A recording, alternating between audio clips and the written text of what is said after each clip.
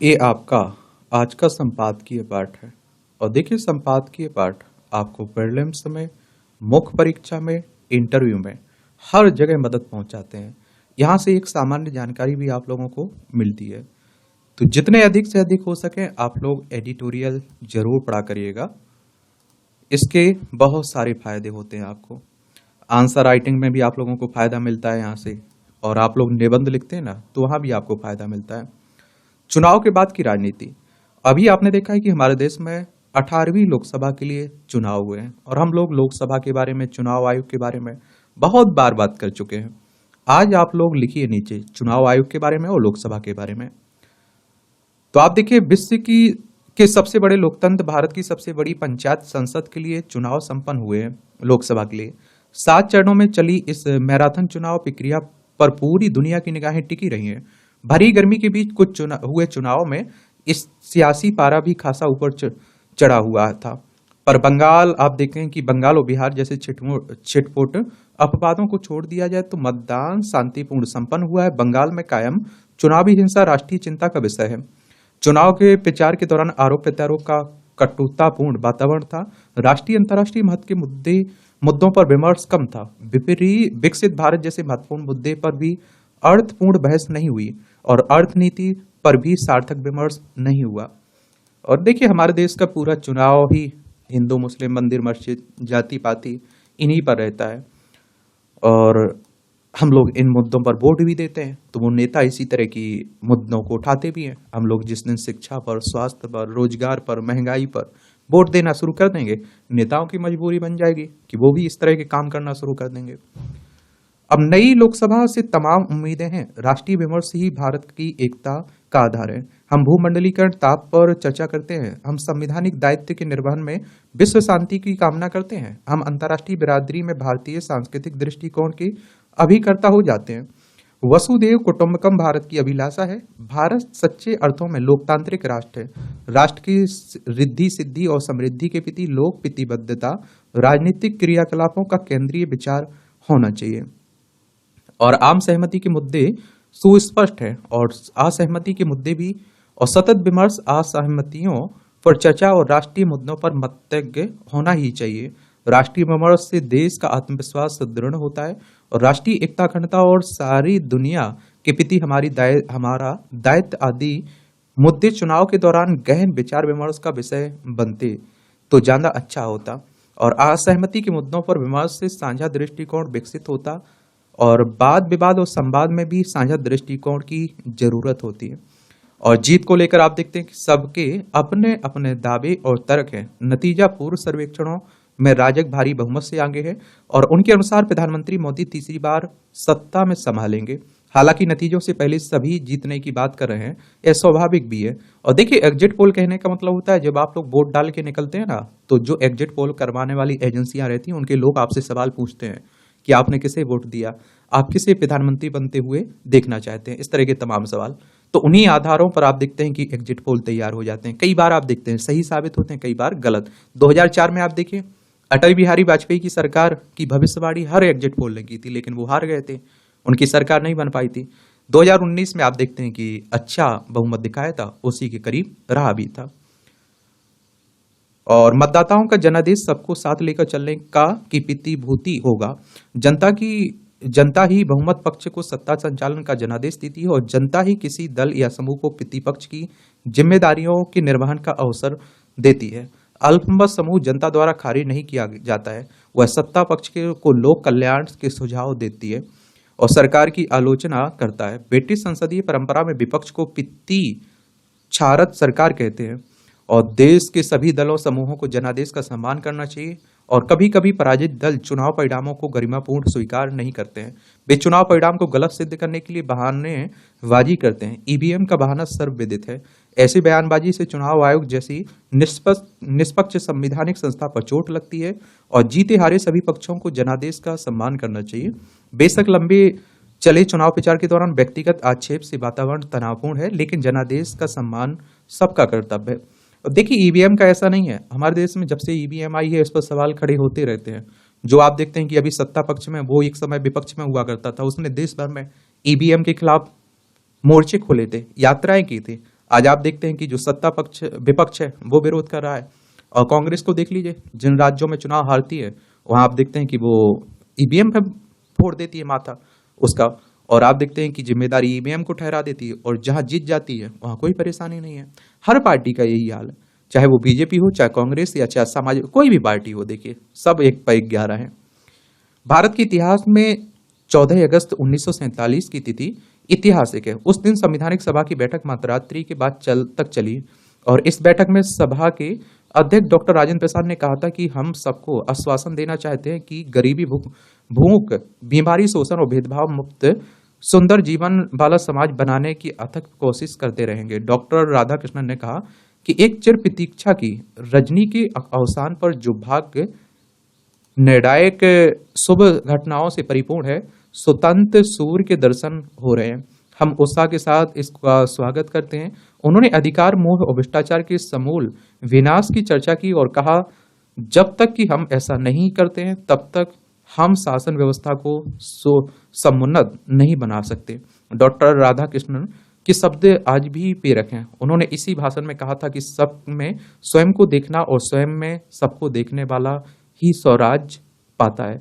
और देश के सभी राजनीतिक कार्यकर्ताओं को संविधान और संविधान निर्माताओं का संकल्प याद रखना चाहिए। और उस रात सभी सदस्यों ने एक प्रतिज्ञा पढ़ी।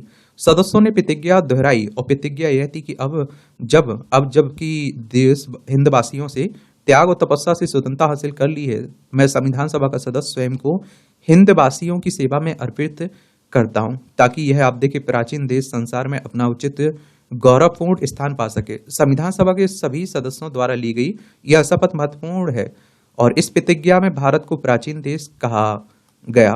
और लेकिन भारत के कथित लिबरल और वामपंथी भारत को प्राचीन राष्ट्र नहीं मानते हैं। प्राचीन इतिहास एवं स्वाधीनता आंदोलन में भी भारत प्राचीन राष्ट्र ही माना गया है। संविधान निर्माताओं के ऐसे संकल्प और उनकी अभिलाषाएं सदा याद रखने की आवश्यकता है। ऐसे विषयों पर बहस होती रहनी चाहिए। संविधान निर्माताओं ने राष्ट्र को विश्व की महाशक्ति बनाने के लिए ही एक आदर्श संविधान गढ़ा था, और इस संविधान में सशक्त कार्यपालिका है जो विधायिका के प्रति जवाबदेह भी है, और देश के प्रत्येक छोटे बड़े हिस्से से चुनकर आने वाले सदस्यों से लोकसभा बनती है। न्यायपालिका संविधान की संरक्षक एवं व्याख्याता है ही। और अब तक आप देखिए 17 लोकसभा गठित हो चुकी है। अधिनियमों का पालन, सरकार को जवाबदेह बनाए रखना और विधायी कार्यों के साथ आप देखते हैं कि संविधान संशोधन की सुदीर्घ इतिहास है। और आप देखेंगे कि इसमें कि 18वीं लोकसभा से भी राष्ट्र को ऐसी ही तमाम उम्मीदें हैं, और स्वप्नदर्शी होना अच्छा है। सपनों को यथार्थ में बदलने के लिए परिश्रम करना और अच्छा है। विकसित भारत, शिक्षित और स्वाभिमान भारत, विश्व के प्रत्येक जन के हित में सोचने वाला भारत, गरीबी मुक्त और स्वस्थ समृद्ध भारत हम 140 करोड़ लोगों का स्वप्न है। देश के प्राचीन इतिहास में सभा समितियों के उल्लेख है, और ऋग्वेद के अंतिम सूक्त में विचार भिन्नता के बावजूद साथ साथ चलने एवं परस्पर विमर्शरत रहने की स्तुति है। सबको साथ लेकर सबका साथ सबका विकास के संकल्प के साथ राष्ट्रीय दायित्व के निर्वहन में सबको जोड़ जाना चाहिए। लेखक उत्तर प्रदेश विधानसभा के पूर्व अध्यक्ष रहे, इनका नाम है हृदय नारायण दीक्षित। इनके द्वारा यह आर्टिकल लिखा गया है। इस तरह के आर्टिकल्स एडिटोरियल पर आपकी क्या विचार रहता है, आप लोग भी जरूर दिया करिएगा, बताया करिएगा। और आप देखेंगे कि अस्तित्व के लिए संघर्षरत कई दल आम चुनाव के प्रतिकूल नतीजे कई राजनीतिक दलों के भविष्य को अंधकार बना सकते हैं, अंधकार, जैसे समाजवादी पार्टी हो गया, और भी बहुत, क्या माफ करिए, समाजवादी पार्टी नहीं, बासपा पार्टी, अकाली दल हो गया। क्योंकि आप देखिए मायावती की स्थिति कोई अच्छी नहीं है। 2014 में आपने देखा है कि अकेले चुनाव लड़ी, 0 सीट थी। 2019 में 17वीं लोकसभा के लिए आप देखिए अखिलेश यादव से गठबंधन किया उन्होंने, उन्हें 10 सीटें मिली थी। और विधानसभा के चुनाव में 2022 में उन्हें 1 सीट मिली थी। सोचिए, उत्तर प्रदेश की मुख्यमंत्री रही हैं कई बार, उसके बाद भी आप देखिए 403 में से 1 सीट उनकी पार्टी को मिली थी। राष्ट्रीय पार्टी है, और पढ़ सकते हैं, पढ़ना हो तो। इसकी पीडीएफ टेलीग्राम पर डाल देता हूं, एजुकेशन सर्कल प्लेटफॉर्म है ना, तो वहां। समय का सदुपयोग और जीवन की सफल एवं सार्थक बनाने का रहस्य समय के सदुपयोग में निहित है। समय का सही लाभ उठाने के लिए आवश्यक है कि एक समय में एक ही काम किया जाए। जो व्यक्ति एक ही समय में कई कार्यों में उलझ जाता है, उसका एक भी कार्य अपेक्षित रूप से सिद्ध नहीं हो पाता है। समय की धार निरंतर प्रवाहित होती रहती है और फिर शून्य में विलीन हो जाती है। इसलिए जीवन में उपलब्धियों के आकांक्षियों को चाहिए कि वे समय की धारा के साथ सही कदम ताल करें। काम कल पर टाल देने के से कार्य का भार दुगना हो जाता है। मैं आप लोगों से कहता हूँ ना, आप लोग कई लोग कहते रहते हैं भैया हम ये कर रहे हैं वो कर रहे हैं, तो मैं कहता हूँ 10 नाव पे सवार मत होइए, एक ही नाव पर चलिए, एक ही नाव से पूरी यात्रा पूरी करिए। अब आप देखिए कई लोग कहते रहते हैं हम प्यार में हैं भैया, हम उसे भी नहीं छोड़ना चाहते हैं और हम अपना करियर भी बनाना चाहते हैं। तो मैं कहता हूँ पहले करियर को छोड़ दीजिए, पहले प्यार ही कर लीजिए अच्छे से, क्योंकि 1-2 महीने बाद 3 महीने बाद आपका प्यार की हवा निकल जाएगी, वरना आप दोनों में से एक ही काम नहीं कर पाएंगे, दोनों में आपका पछतावा होता रहेगा। और दूसरा बात देखिए, कल पर टालना। मैंने कहा ना, हम लोगों ने देखिए कब बात की थी कि टेस्ट, हम लोग मॉक टेस्ट एक शुरू करेंगे। मैं यही सोचता था कि अगले संडे के बाद मंडे से शुरू करेंगे, मंडे से शुरू करेंगे। वो कई महीनों तक आप देखिए मंडे नहीं आया। फिर जबरन हमने सोचा कि अब नहीं, देखिए अब नहीं चलने वाला है। आप लोगों के सवाल आ रहे थे बहुत कि कब टेस्ट होगा, मॉक टेस्ट कब शुरू होगा। तो रात में 9 बजे एक टाइम रखा गया। अब आप देखिए डेली आपका 9 बजे एक मॉक टेस्ट की क्लास मिलती है आपको। तो ये सब आपको मुझे लगता है कि कल पर नहीं टालना चाहिए, कल करें सो आज ही करना चाहिए। ईश्वर चंद्र विद्यासागर समय के कुशल प्रबंधक थे और जब वह कॉलेज जाते तो रास्ते के दुकानदार अपनी घड़ियां उन्हें देख ठीक करते थे। वे जानते थे कि विद्यासागर कभी 1 मिनट भी आगे पीछे नहीं चलते। आप समझ सकते हैं, संसार में जितने महापुरुष हुए उनकी महानता का प्रमुख आधार स्तंभ रहा है कि उन्होंने समय का सदुपयोग किया है, एक क्षण व्यर्थ नहीं जाने दिया है। और ये आप लोग भी करिएगा। और मैं कहता हूं ना कई बार कि वो समय के चोर बनिए, समय को चुराइए आप। और आप देखेंगे कि जिस समय लोग समय गंवाकर आलस्य प्रमाद में पड़े रहते हैं, उस समय महान व्यक्ति महत्वपूर्ण कार्यों में संलग्न रहते हैं। और समय सर्वाधिक मूल्यवान संपदा है, भौतिक धन संपदा से भी अधिक बहुमूल्य है। मनुष्य कितना भी परिश्रमी क्यों ना हो, यदि वह समय के मोल को नहीं समझेगा तो अपेक्षित परिणामों से वंचित रहेगा। प्रकृति का प्रत्येक कार्य निश्चित समय पर होता है। समय पर ग्रीष्म तपता है, समय पर पानी बरसता है, चंद्रमा, सूर्य, ग्रह, नक्षत्र सभी समय के अनुसार गतिमान रहते हैं। इतने विशाल कर्तव्य क्रम को मनुष्य तभी पूरा कर सकता है जब जीवन के एक एक क्षण को सावधानी के साथ उपयोग एवं उपयुक्त दिशा में निवेश करें। जीवन की अवधि सीमित होने के साथ साथ अनिश्चित एवं आघात भी है, इसलिए हमें निरंतरता के साथ अपने कर्तव्यों का निर्वहन करते हुए समय का सदुपयोग करते हुए आगे बढ़ना चाहिए। और अब आप लोग समझदार हो गए हैं, बड़े हैं आप लोग, थोड़ा ध्यान रखा करिएगा समय का। चुनाव का सही समय। तो आखिरकार चुनाव आयोग ने यह मान लिया कि उसे 1 माह पहले चुनाव कराना चाहिए था, लेकिन अच्छा होता आम चुनाव की घोषणा करने से के पहले ही उसे इसका आभास हो जाता कि मई जून की भीषण गर्मी में मतदाताओं के साथ साथ चुनाव कराने वाले अधिकारियों कर्मचारियों के साथ सुरक्षा कर्मियों को भी तमाम समस्याओं का सामना करना पड़ेगा। और उसे यह आभास इसलिए होना चाहिए था क्योंकि उसने मौसम विभाग से इस बारे में विचार विमर्श किया था कि मई जून में बढ़ते तापमान की क्या स्थिति रहेगी। अब तो जो होना था वह हो गया, लेकिन कम से कम भविष्य के लिए यह सुनिश्चित किया जाए ना चाहिए कि मई जून में चुनाव ना कराए जाए। इसलिए और भी क्योंकि लू के चलते अनेक मतदाता कर्मियों के साथ सुरक्षा कर्मियों की भी जान चली गई। उचित तो यह होगा कि हर सूरत में मई के पहले ही चुनाव प्रक्रिया पूरी कर ली जाए और ऐसा करने में कोई परेशानी भी नहीं है। चुनाव आयोग को इसकी भी अनदेखी नहीं करनी चाहिए कि मतदान प्रतिशत अपेक्षा से कम रहने का एक कारण प्रतिकूल मौसम भी माना जा रहा। और वैसे तो मतदान प्रतिशत कम रहने के कुछ अन्य भी कारण है, लेकिन प्रतिकूल मौसम की भूमिका को पूरी तरह खारिज नहीं किया जा सकता है। और चुनाव आयोग को केवल अनुकूल मौसम में ही चुनाव कराने की व्यवस्था नहीं करनी चाहिए, बल्कि यह भी देखना चाहिए कि चुनाव की अवधि कम से कम हो। और इस बार चुनाव आयोग ने 16 मार्च को चुनाव कार्यक्रम की घोषणा की थी। इस का अर्थ है कि चुनाव प्रक्रिया लगभग 2.5 महीने तक चली। यह ठीक है कि हर बार मतदाताओं की संख्या बढ़ जाती है, इसलिए चुनाव आयोग को कहीं अधिक तैयारी करने के साथ सुरक्षा व्यवस्था की भी चिंता करनी पड़ती है। लेकिन समय की मांग यही है कि चुनाव प्रक्रिया यथासंभव छोटी हो। आखिर यह एक तथ्य है, अतीत में 4-5 चरणों में चुनाव प्रक्रिया को पूरा किया जा चुका है। इन स्थितियों में भविष्य में अधिक से अधिक 4 से 5 चरणों में ही चुनाव संपन्न कराने की कोशिश की जानी चाहिए। और ऐसा इसलिए भी किया जाना चाहिए क्योंकि लंबी चुनाव प्रक्रिया का मतलब लंबे समय तक आदर्श चुनाव आचार संहिता प्रभावी रहना।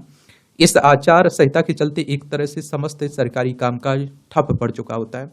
और देखिए, आदर्श आचार संहिता में कुछ नियम होते हैं कि ये करना चाहिए, ये नहीं करना चाहिए पार्टियों को, नेताओं को। इसका बुरा असर अर्थव्यवस्था पर भी पड़ता है। वास्तव में अब तो चुनाव आयोग को लोकसभा के साथ विधानसभा के चुनाव एक साथ कराने की भी तैयारी करनी चाहिए, और निस्संदेह यह एक बड़ा काम होगा। लेकिन यह यदि इच्छा शक्ति हो तो यह काम किया जा सकता है। यह वक्त की जरूरत है कि राजनीतिक दल एक साथ चुनाव के सुझाव पर निर्दयी ढंग से विचार करें, और यह वह विचार है जिसके अमल अमल का समय आ गया है। एक कुत्तों का आतंक। कोई समस्या यदि इतनी गंभीर हो जाए कि जनजीवन के लिए संकट पैदा करें और राज्य की मशीनरी उसके प्रति उदासीन दिखाई दे तो न्यायालयों को हस्तक्षेप करना ही चाहिए। उत्तर प्रदेश में इलाहाबाद हाईकोर्ट की लखनऊ खंडपीठ ने ऐसा ही किया। दरअसल उत्तर प्रदेश की राजधानी लखनऊ में कुत्तों के हमले में एक बच्चे की मौत के मामले का स्वतः संज्ञान लेते हुए जनहित याचिका कायम कर अदालत ने अपनी जिम्मेदारी का निर्वहन किया।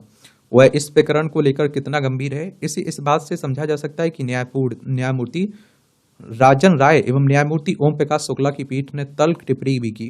और बच्चों पर आवारा कुत्ते के हमला करें तो हम आंख नहीं बंद कर सकते हैं। साथ ही नगर निगम से पूछा कि इस समस्या के समाधान के लिए क्या कदम उठाए जा रहे हैं। अब जब कोर्ट ने व्यवस्था पर सवाल खड़े कर दिए तो समस्या के समाधान की संभावना भी बढ़ गई है। और लेकिन आप देखते हैं कि इसके लिए इस पर भी विचार किया जाना चाहिए कि इस संबंध में किसी योजना के अमल में क्या क्या समस्याएं आती हैं। लखनऊ से पहले प्रदेश के अन्य महानगरों में भी सड़क पर घूमने वाले कुत्तों के हमले में बच्चों की मौतें हो चुकी हैं और सैकड़ों लोग घायल हो चुके हैं। और इसलिए इस समस्या को और नगर निगमों के दायरे से बाहर आकर राज्य के स्तर पर सोचा जाना चाहिए। Animal birth control rules, prevention of animal cruelty act तथा यूपी म्यूनिसिपल कॉर्पोरेशन एक्ट के प्रावधानों को सामने रखते हुए ठोस योजना तैयार की जानी चाहिए ताकि सड़क पर निकलने वाले स्वयं को सुरक्षित महसूस कर सकें। जानवरों के अधिकारों के लिए लड़ने वाली संस्थाओं को इस बात का भी संज्ञान लेना चाहिए कि मनुष्य को भी जीवन का अधिकार है। किसी बच्चे की मौत उसके परिवार को जिंदगी भर का दर्द दे जाती है जिससे वह कभी उबर नहीं पाता है। यह समझना होगा। देखिए, ये हमारा प्यारा भारत है, पृथ्वी है, इसमें आप देखिए हमारा प्यारा भारत है, ये उत्तर प्रदेश देखने को मिलेगा। लखनऊ इसकी राजधानी है। और आप देखें कि विधानसभा में कितनी सीटें हैं, 403 सीटें हैं, विधान परिषद में 100 सीटें हैं, राज्यसभा में 31 सीटें हैं, लोकसभा में 80 सीटें हैं। चलिए आप लोग बताइए, योगी आदित्यनाथ यहाँ के मुख्यमंत्री हैं, आप लोग बताइए उत्तर प्रदेश की सीमा कितने राज्यों से लगती है और कितने देशों से लगती है। ये सब सवाल जो मैं पूछता हूँ इनके जवाब दिया करिएगा, ठीक है। सफाई कर्मचारियों की सुरक्षा की अनदेखी। तो हाल ही में राजस्थान के भरतपुर में सेप्टिक टैंक की सफाई करते समय दम घुटने से 3 कर्मचारियों की मौत हो गई है। यह घटना कोई अकेली घटना नहीं है। देश भर में सेप्टिक टैंक और सीवर की सफाई करने वाले कर्मचारियों की मौत की ऐसी खबरें आती रहती हैं। और आप देखते हैं कि भारत में मैला ढोने का काम लंबे समय से उपेक्षा, सामाजिक उदासीनता और अपर्याप्त नियामक निगरानी में उलझा हुआ मुद्दा रहता है। इस प्रथा में शौचालय, सीवर, सेप्टिक टैंक और रेलवे ट्रैक से मानव मल को हाथ से साफ करना, उनका निपटान करना जैसे कार्य शामिल हैं। हालांकि 2003 के मैनुअल स्कैवेंजर के रूप में रोजगार के निषेध और उसके पुनर्वास अधिनियम के तहत आधिकारिक तौर पर प्रतिबंधित है, लेकिन सामाजिक आर्थिक दबाव, विकल्पों की कमी और प्रणालीगत उपेक्षा के कारण मैनुअल स्कैवेंजिंग विभिन्न रूपों में जारी है। भरतपुर में हुई मौतें उन भयावह परिस्थितियों को उजागर करती हैं जिनमें सफाई कर्मचारी काम करते हैं। अक्सर ये कर्मचारी बहुत कम या बिना किसी सुरक्षा उपकरणों के सेप्टिक टैंक और सीवर में प्रवेश करते हैं। इन सीमित स्थानों में जमा होने वाले हाइड्रोजन सल्फाइड और मेथेन जैसी जहरीली गैस दम घुटने और मौत का कारण बनते हैं। मैला ढोने की प्रथा को समाप्त करने और इन श्रमिकों को जीवन को बेहतर बनाने के उद्देश्य से कानूनी ढांचे के बावजूद सामाजिक कलंक और आर्थिक बाधाएं उन्हें इस खतरनाक व्यवसाय में फंसाई रखती हैं। हालांकि कानून मैला ढोने पर रोक लगाता है, इसमें लगे लोगों के पुनर्वास को अनिवार्य बनाता है, लेकिन इसका क्रियान्वयन अनियमित रहा और अपर्याप्त धन, नौकरशाही, जड़ता और राजनीतिक इच्छा शक्ति की कमी ने प्रभावी पुनर्वास और वैकल्पिक आजीविका प्रदान करने के प्रयासों को बाधित किया है। इसके अलावा नीति एवं व्यवहार के बीच एक महत्वपूर्ण अंतर है। जमीन पर आप देखते हैं कि सुरक्षा नियमों के परिवर्तन और सुरक्षात्मक उपकरणों के प्राविधान में गंभीर कमी है। लिहाजा मैला ढोने के विरुद्ध वर्तमान कानूनों को सख्ती से लागू करने के लिए ठोस प्रयास होना चाहिए और इस पूरी व्यवस्था का मशीनीकरण करने से श्रमिकों को जोखिम से बचाया जा सकता है और सरकार और आप देखिए निजी क्षेत्र को सस्ती, प्रभावी सफाई तकनीकों को विकसित करने और उन्हें लागू करने के लिए सहयोग करना चाहिए। श्रमिकों को ऐसी मशीनरी चलाने व वैकल्पिक रोजगार के अवसर में बदलने के लिए आवश्यक कौशल से लैस करने के लिए प्रशिक्षण कार्यक्रम स्थापित किए जाने चाहिए। और सार्वजनिक जागरूकता, सामाजिक लामबंदी भी समाधान के महत्वपूर्ण घटक हैं। तो देखिए, इस तरह की जो भी घटनाएं होती हैं तो उनके क्या कारण है, क्यों इस तरह की घटनाएं हो रही हैं, ये पॉइंट आप लोग नोट कर लिया करिएगा। इसके नुकसान क्या हैं उस पर भी बात कर लिया करिएगा। समाधान किस तरह से हो सकते हैं वो आपको याद रखना होगा। यही तो बताना है, यही तो आपकी सोच विकसित होगी, यहीं से तो आप लोग समझदार बनेंगे।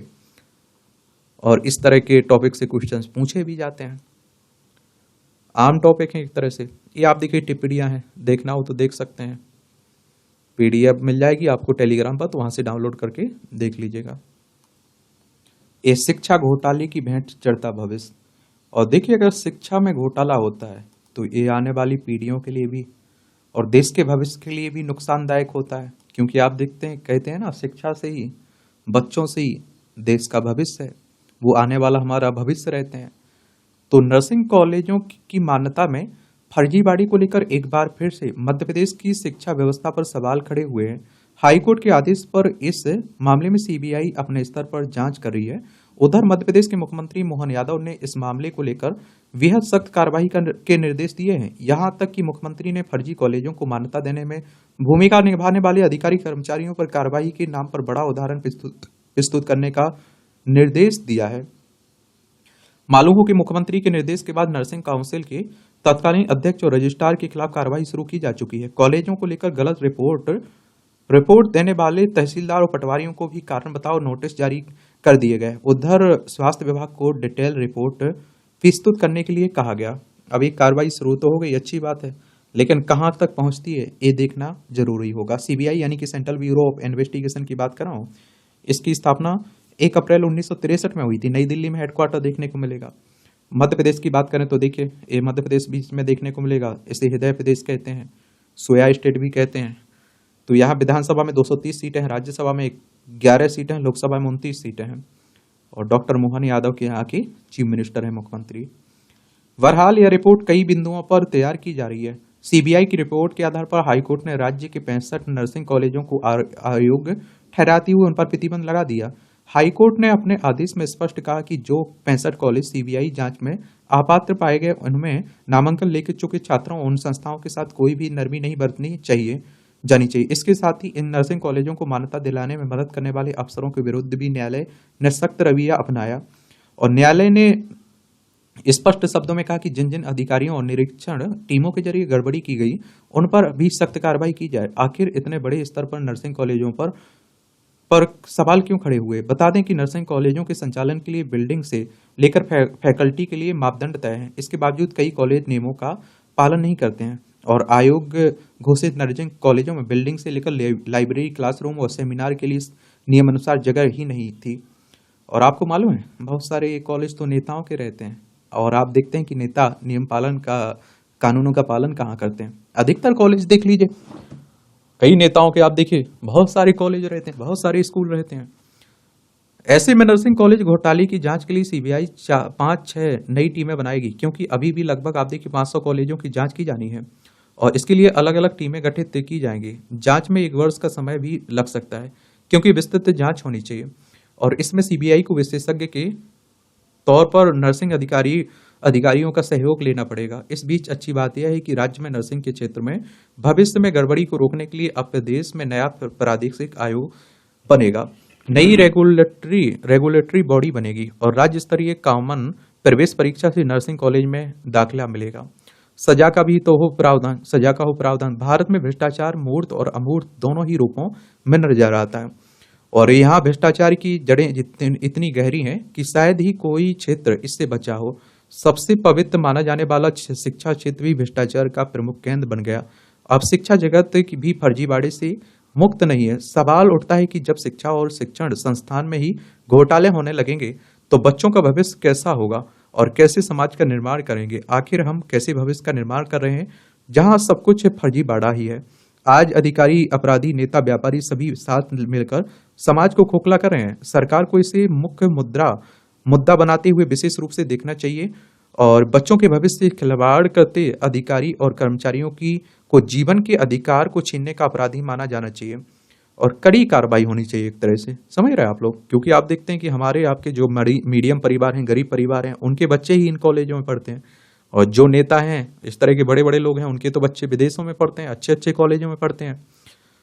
उल्लेखनीय है कि आजकल अधिकांश बड़े नेता किसी न किसी उच्च शिक्षण संस्थान से जुड़े हुए पाए जाते हैं। ये हकीकत है। आप देखिए, अपने आसपास देख लीजिए, अपने नेता की आप देखिए, विधायक के देखिए, कई कॉलेज होंगे उसके। केवल नेता ही नहीं, बड़े अधिकारियों और सरगनाओं ने उच्च शिक्षण संस्थानों को कम जोखिम और अधिक मुनाफे वाला लाभकारी धंधा बना लिया है। उच्च शिक्षण संस्थान आरंभ करने के लिए उन्होंने फर्जीवाड़े भी किए हैं। यदि इसकी सीबीआई जांच कराई जाए तो सारा फर्जीवाड़ा सामने आ जाएगा। आज मध्य प्रदेश नर्सिंग घोटाला भी यही सब बयां कर रहा है। भारत में शिक्षा के क्षेत्र में जबरदस्त घोटाले और भ्रष्टाचार हुए और हजारों करोड़ के ये घोटाले शिक्षा विभाग की कारगुजारियों के साथ साथ आप देखिए नीति नियंताओं की मानसिकता को भी उजागर करते हैं। और गांव से लेकर आप देखते हैं महानगरों तक और नर्सरी से लेकर नर्सिंग तक लूट मची हुई। इस बात को सुप्रीम कोर्ट ने भी स्वीकार किया कि शिक्षा विभाग में जबरदस्त भ्रष्टाचार है। और सुप्रीम कोर्ट हमारी सर्वोच्च अदालत है। संविधान के अनुच्छेद 124 को आप लोग पढ़िए। सुप्रीम कोर्ट की स्थापना की बात की गई 28 जनवरी 1950 में। शिक्षा सुधार से भ्रष्टाचार में कमी। तो आज हर आम आदमी इस सड़े गले भ्रष्ट तंत्र से ऊब चुका है। रिश्वतखोरी इस देश की प्रशासनिक व्यवस्था का जैसे जन्म सिद्ध अधिकार ही बन गया हो। ऐसे में यदि देश से भ्रष्टाचार को अगर मिटाना है तो सबसे पहले शिक्षा व्यवस्था में सुधार लाना होगा और देश के युवाओं को शिक्षा माफिया के चंगुल से निजात दिलानी होगी। यदि यह मान लिया जाए कि सरकारी नौकरी के प्रति आकर्षण और से पेकारेण प्राप्त करने की प्रवृत्ति ने नकल माफियाओं के लिए भानुमति का पिटारा खोल दिया, तो कानून को बेहद कड़ा करना होगा। बाबा आदम के जमाने वाले कानून से नकल विहीन प्रतियोगी परीक्षाओं का सपना पूरा होने वाला नहीं है। उल्लेखनीय है कि हमारे यहाँ दो तरह की प्रतियोगी परीक्षाएं आयोजित की जाती हैं। पहली स्थिति में परीक्षार्थी सीधे नौकरी के लिए संघर्ष करते हैं, जबकि दूसरी ओर आप देखिए इंजीनियरिंग, मेडिकल, प्रबंधन, उच्च शिक्षा संस्थान वाले क्षेत्रों में प्रवेश के लिए जूझते दिखाई देते हैं। परंतु दुर्भाग्य की बात यह है कि जिस प्रवेश परीक्षा के सहारे काबिल लोगों की तलाश की जाती है उसको सूचिता पर ग्रहण लग चुका है। परीक्षाओं के प्रश्न पत्र लीक हो रहे हैं। शिक्षा माफियाओं की जाल ऐसे फैल चुका है जिसकी ताकत का अंदाजा लगाना मुश्किल है। और पिछले कुछ वर्षों से देश के कुछ राज्यों में पेपर लीक की घटनाओं में व्यापक स्तर पर बढ़ोतरी देखने को मिली है। और आप देखेंगे ऐसी घटनाओं से न केवल परीक्षा प्रणाली की पारदर्शिता, निष्पक्षता एवं विश्वसनीयता में कमी आएगी, बल्कि छात्रों के भविष्य पर भी संकट के बादल मंडराने लगे। उल्लेखनीय है कि बहुत दिनों बाद उत्तर प्रदेश में ARO के पद की रिक्तियों के लिए आयोग द्वारा भर्ती परीक्षा आयोजित की गई थी, लेकिन परीक्षा के दौरान यह बात सामने आई कि प्रश्न पत्र पहले ही लीक हो गया। प्रश्न पत्र लीक की बढ़ती घटनाएं वर्षों से समाज की चिंता का मुख्य विषय है। ऐसे मामले किसी भी राष्ट्र की शिक्षा नीति की प्रतिष्ठा पर सवालिया निशान खड़ा करते हैं। और आप देखिए आयोग मान भी नहीं रहा था कि ARO का पेपर लीक हुआ है। बाद में आप देखते हैं कि छात्रों ने और शिक्षकों ने आंदोलन किया और उन्हें प्रूफ दिया, तब जाकर उसने माना। और मैं तो कहता हूं कि भगवान, इस चुनाव जो होते हैं ना, ये भी लीक हो जाए पेपर, कभी फर्जीवाड़ा कभी हो जाए, कभी रिश्वत का खेल हो जाए, कभी कोर्ट में चला जाए, पेंडिंग में डला रहे, तो इन नेताओं को भी तो समझ में आए कुछ। लेकिन आप देखते हैं रिजल्ट, चुनाव निष्पक्ष होता है, बड़ी ईमानदारी से होता है। लेकिन हमारे पेपर की बात हो तो इस पर सभी उनके काले धब्बे लग जाते हैं, पूरी समस्याएं आ जाती हैं। बाजारवाद के शिकंजे में शिक्षा व्यवस्था। और सर्वविदित है कि शिक्षा में बाजारवाद बहुत ही खतरनाक है। आज आप देखिए बढ़ता निजीकरण, व्यवसायीकरण को बढ़ाता जा रहा है, जो दुर्भाग्यपूर्ण है। भारत में आप देखिए सबसे ज्यादा दयनीय स्थिति तो सरकारी शिक्षा व्यवस्था की है, और उसमें भी यदि देखा जाए तो सबसे बदहाल प्राथमिक शिक्षा है। ऐसे में जब नींव ही कमजोर पड़ जाएगी तो आगे की स्थिति समझी जा सकती है। और ध्यातव्य है कि आजकल हर जगह नए नए स्कूल और कॉलेज खुल रहे हैं, और इससे तो लगता है यही है कि देश में शिक्षा का बहुत प्रसार हो रहा है, लेकिन शिक्षा की गुणवत्ता की ओर किसी का ध्यान नहीं जाता है। सवाल उठता है कि केवल आर्थिक लाभ के उद्देश्य से खुलने वाले इन संस्थानों में किस स्तर की शिक्षा देश की भावी पीढ़ी को दी जा रही है। इसे जांचने के लिए आप देखिए क्या कोई व्यवस्था है। वस्तुतः शिक्षा के क्षेत्र में लगे बाजारवाद के घुन ने हमारी पूरी शैक्षिक व्यवस्था को बदल कर रख दिया, और स्कूलों कॉलेजों को मान्यता दिलाने के खेल ने शिक्षा कि क्षेत्र में कार्यरत एजेंटों को करोड़पति बना दिया है और वही बच्चे बच्चे के अच्छे भविष्य के लालच में अभिभावक की जेब पर खासा जोर भी पड़ रहा है। बहरहाल यह बात समझ से परे है कि उन निजी स्कूलों को मान्यता कैसे मिल जाती है, जबकि मानक तो ताक पर रखकर स्कूल रूपी दुकान खोल दी जाती है। हर छोटे बड़े शहर में सैकड़ों निजी स्कूल अभिभावकों से मोटी फीस वसूल रहे हैं, जबकि मानकों के नाम पर आकर्षण बिल्डिंग ही है।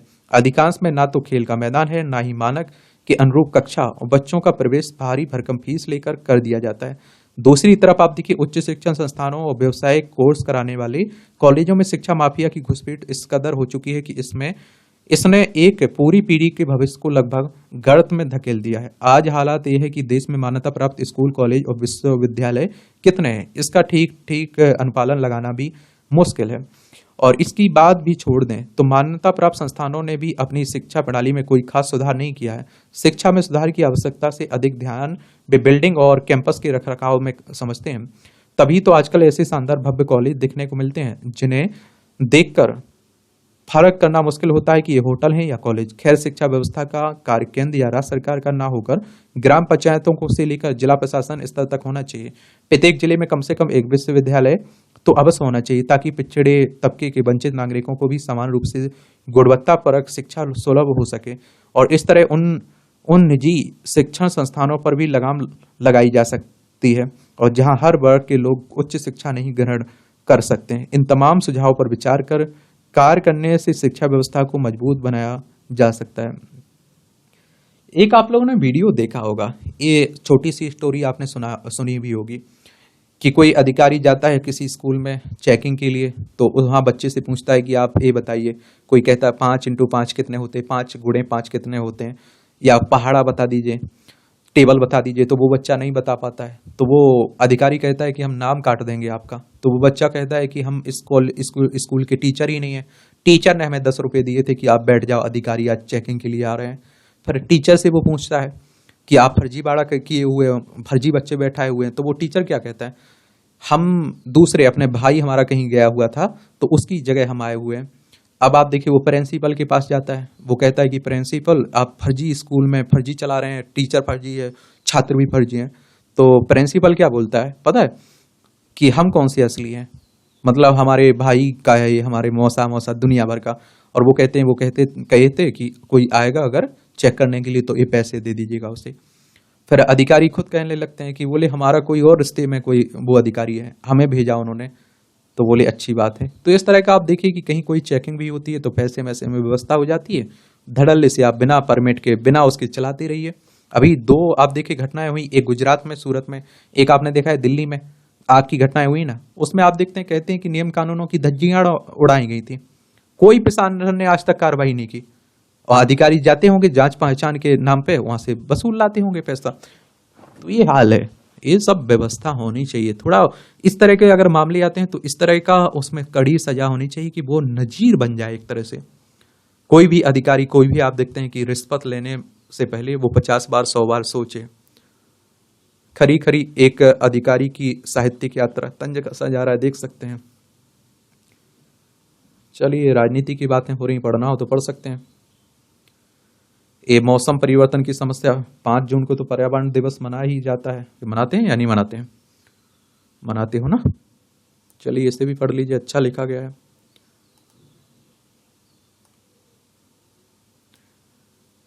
इस समय पूरा देश गर्मी के ताप से तप रहा है। इस वर्ष पारा लगातार बढ़ रहा है। समाचार पत्रों में बताया जा रहा है कि फलां शहर में गर्मी ने 50 साल का रिकॉर्ड तोड़ दिया। किसी अन्य शहर की गर्मी ने 9 साल का रिकॉर्ड ध्वस्त कर दिया।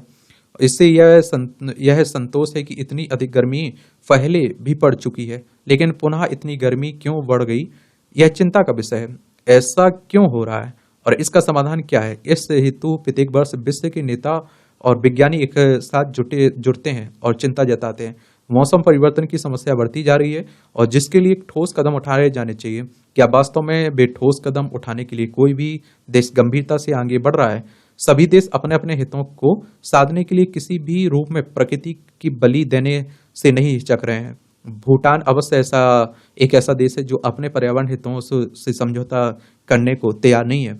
समस्या को जितना हल्के में लिया जा रहा है उसका स्वरूप उतना ही विकराल होता जा रहा है। जलवायु परिवर्तन के दुष्परिणामों से निपटने के लिए पुनः कॉन्फ्रेंस ऑफ पार्टीज की 29वीं बैठक की तैयारियां की जा रही हैं। फिर से विश्व नेताओं और विशेषज्ञों का जमावड़ा लगेगा, परंतु अंत में वही ढाक के तीन पात, क्योंकि विकसित देश समस्या के ठोस समाधान के लिए गंभीर दिखाई नहीं पड़ते हैं और ये देश कॉप की बैठकों में शामिल तो होते हैं लेकिन इसकी सहमतियों पर अमल नाम मात्र का ही करते हैं। यही कारण है कि समस्या दिन प्रतिदिन विकराल होती जा रही है।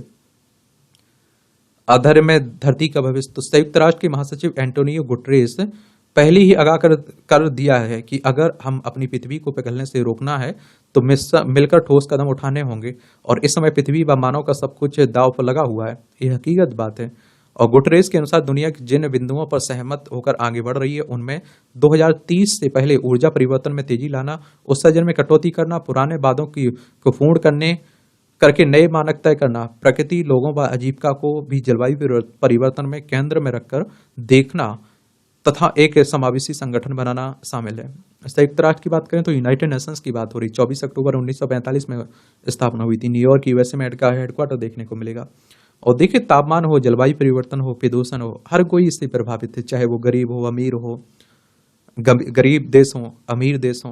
लेकिन ये अच्छा बात है कि अमीरों के पास सुविधाएं रहती हैं तो वो इससे थोड़ा बच जाते हैं।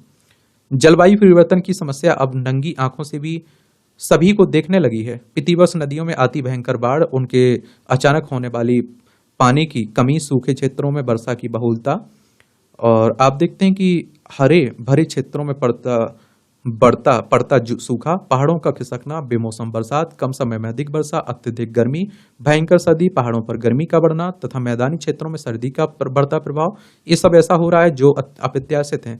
इन सब का असर जहां फसलों व प्रकृति पर पड़ रहा है वहीं मानव जीवन इनसे बुरी तरह से प्रभावित हो रहा है। लोगों को आजीविका व उनका स्वास्थ्य भी संकट में है। अभी आप लोगों ने एक खबर पढ़ी होगी कि 6 साल बाद हम लोग गेहूं का आयात करेंगे। पता है, गेहूं की उत्पादन क्षमता भी घट रही है, उसका पर भी तापमान का प्रभाव पड़ रहा है, जलवायु का प्रभाव पड़ रहा है। पर्यावरण अनुकूल जीवन शैली। तो भारत ने नई दिल्ली में आयोजित G20 सम्मेलन में अपनी संस्कृति एवं मूल्यों को आगे बढ़ाते हुए एक पृथ्वी, एक परिवार, एक भविष्य का नारा दिया था। और यहीं से मिशन लाइफ अर्थात पर्यावरण के अनुकूल जीवन शैली का भी मंत्र भारत द्वारा विश्व को दिया गया था। इंटरनेशनल एनर्जी एजेंसी के अनुसार मिशन लाइफ के प्रभाव से वर्ष 2030 तक प्रतिवर्ष करीब 2 अरब टन कार्बन उत्सर्जन में कमी लाई जा सकती है। G20 में ही भारत द्वारा ग्रीन डेवलपमेंट पैक्ट पर भी सहमति बनाई गई और ग्लोबल बायोफ्यूल अलायंस की घोषणा भी की गई। और यहीं पर भारत की ओर से आप देखिए विकसित देश को याद दिलाया गया कि वे क्लाइमेट फाइनेंस कमिटमेंट पर अपनी प्रतिबद्धता के अनुसार आगे बढ़ते हुए प्रभावित और गरीब विकासशील देशों को आर्थिक मदद की कब अपना वादा निभाएं।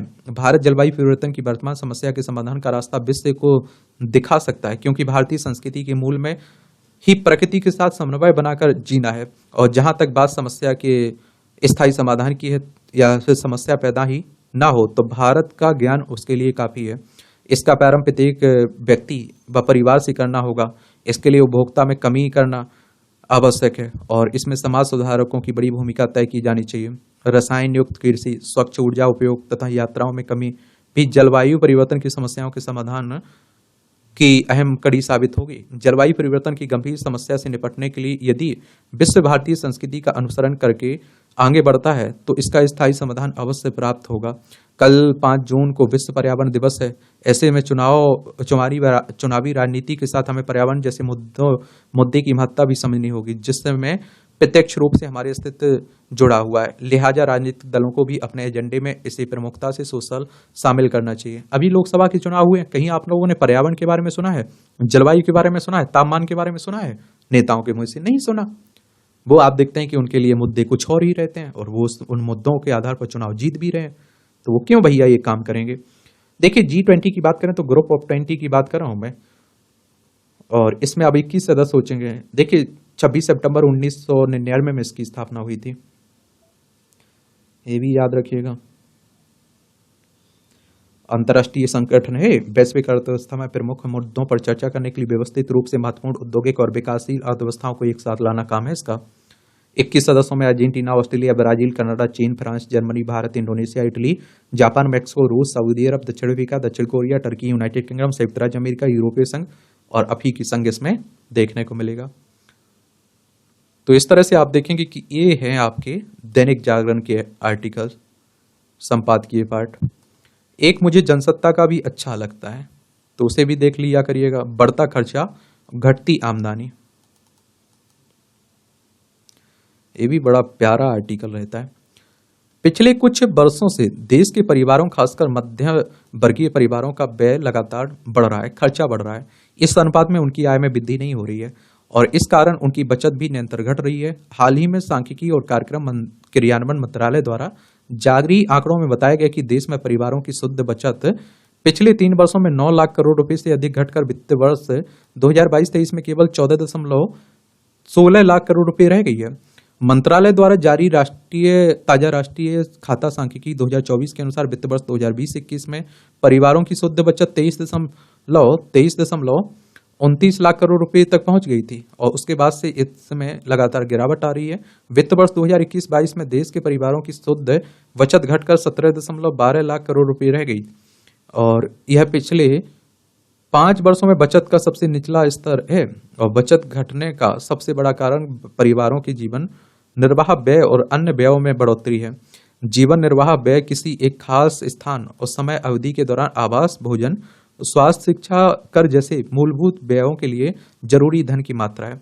अगर देश में महंगाई बढ़ती है तो इनके लिए किए जाने वाले खर्च की राशि भी बढ़ती है। बढ़ती हुई महंगाई गरीब, मध्यम वर्गीय और गरीबी से नीचे के लोगों को प्रभावित करती है। महंगाई का सबसे बुरा असर गरीब वर्ग पर पड़ता है और दैनिक उपभोग की वस्तुओं के मूल्य में बढ़ोतरी से आम भारतीय परिवारों की जीवन स्तर निरंतर गिरता जा रहा है। हालांकि सरकार द्वारा समय समय पर जारी किए जाने वाले थोक और खुदरा महंगाई दर के आंकड़ों के अनुसार महंगाई घटती हुई प्रतीत होती है, लेकिन बाजार में आप देखिए वह कहीं नजर नहीं आती। व्यवहार में छोटी मोटी वस्तुएं जो कुछ वर्ष पहले ₹2 में मिलती थी, पहले वह 5 रुपए की हुई और अब 10 रुपए की है और 10 रुपए का एक तरह से मुद्रा की न्यूनतम इकाई हो गई है। इस तरह छोटी मोटी वस्तुओं की कीमत 5 से 10 गुना तक बढ़ गई। पिछले कुछ वर्षों में यह चलन आम हो गया है। बाजार में वस्तुओं की कीमत बढ़ी हुई ना दिखे, इसलिए निर्माताओं ने मूल्य वही रखते हुए उसकी मात्रा या वजन घटा दिया और इससे वह जल्दी समाप्त होने लगी। बार बार खरीदने की जरूरत के चलते जिस वस्तु का मूल्य घटा हुआ दिखता है वह वास्तव में पहले से ज्यादा महंगी पड़ने लगी है। और आप देखिए बिस्कुट देख लीजिए, पार्ले जी आप सभी ने खाया होगा। अब देखिए पहले कितना बड़ा आता था, अब कितना छोटा आने लगा, 5 रुपए का ही आता है। जो परिवार किराए के घर में रहता है उसके किराए में कुछ वर्षों में ही 1.5 गुना तक की वृद्धि हो चुकी है और सार्वजनिक परिवहन की लागत भी कोरोना काल के बाद ही तेजी से बढ़ी है और जिस व्यक्ति को अपने काम के अनुसार पूरे शहर में यात्रा करनी पड़ती है उसके लिए बस, टैक्सी, मेट्रो आदि का किराया, पेट्रोल आदि का खर्च भी काफी बढ़ गया है। यह गत 5 वर्षों में लगभग 3 गुना से ज्यादा हो गया है और खर्च के साथ साथ परिवारों की ऋणग्रस्तता भी बढ़ रही है। टिकाऊ उपभोक्ता उत्पादों के आक्रामक विज्ञापनों ने एक सामान्य परिवार की जरूरतों को अनावश्यक रूप से बढ़ा दिया है। व्यक्ति अपनी क्रय क्षमता ना होते हुए भी चीजें 0% फाइनेंस जैसे विज्ञापनों से आकर्षित होकर खरीद लेता है। परिणाम यह होता है कि उसकी मासिक किस्त परिवार के खर्च को बढ़ा देती है। यह बात TV, fridge, washing machine, air conditioner, smartphone आदि जैसे उत्पादों के मामले में लागू होती है।